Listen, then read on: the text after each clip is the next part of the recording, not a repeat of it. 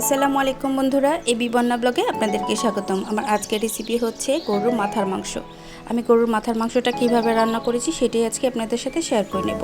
কথা না বাড়িয়ে মূল কাজে চলে যাই। রান্নাটা করার জন্য এখানে আমি কড়াই বসিয়ে দিয়ে দিয়েছি পরিমাণ মতন তেল, দিয়ে দিচ্ছি তেজপাতা আর 4টা এলাচ। আপনারা চাইলে এখানে দারচিনি আর লবঙ্গটা অ্যাড করতে পারেন। আমার মশলাটা এতটা খেতে পছন্দ না, তার জন্য আমি দেইনি।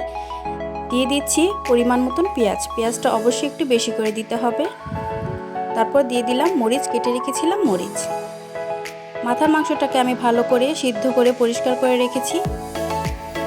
এখন এই পর্যায়ে পেঁয়াজটা একটু লালচে করে ভাজা হয়ে গেলে দিয়ে দিতে হবে আদা রসুন বাটা। আদা রসুন বাটাটা দিয়ে একটু ভেজে নিতে হবে।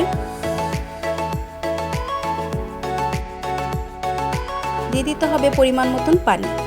এখন একে একে সব মশলাগুলো অ্যাড করে দিতে হবে। দিয়ে দিচ্ছি হলুদের গুঁড়া, মরিচের গুঁড়া আর পরিমাণ মতো লবণ। এখন মশলাটাকে একটু ভালো করে কষিয়ে নিতে হবে। মশলাটা কষানো হয়ে গেলে সিদ্ধ করে রাখা মাথার মাংসগুলো অ্যাড করে দিতে হবে।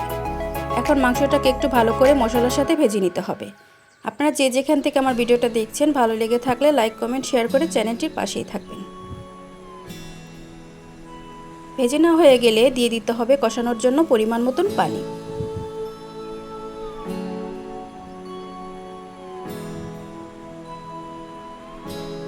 পানি দিয়ে কষানোটা হয়ে গেলে এখন আমি অ্যাড করে দেব আলু।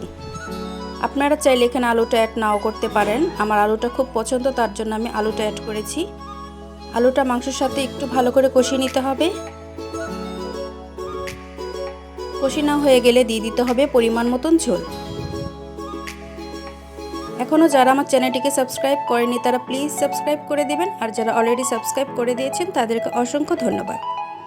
এই তো আমার রান্নাটা বলক এসে পড়েছে। দিয়ে দিচ্ছি জিরার গুঁড়া। আমার রান্নাটা প্রায় কমপ্লিট হয়ে গেছে। দেখুন রান্নাটা কতটা সুন্দর হয়েছিল। আপনারা চাইলে বাসায় একবার এভাবে ট্রাই করতে পারেন। আপনারা চাইলে আমার ফেসবুক পেজটা ফলো করতে পারেন। আমি এই ধরনের ভিডিও আমার ফেসবুক পেজে ছেড়ে থাকি। আজকে এই পর্যন্তই, আবার কোনো নতুন ভিডিও নিয়ে আসবো। আল্লাহ হাফেজ।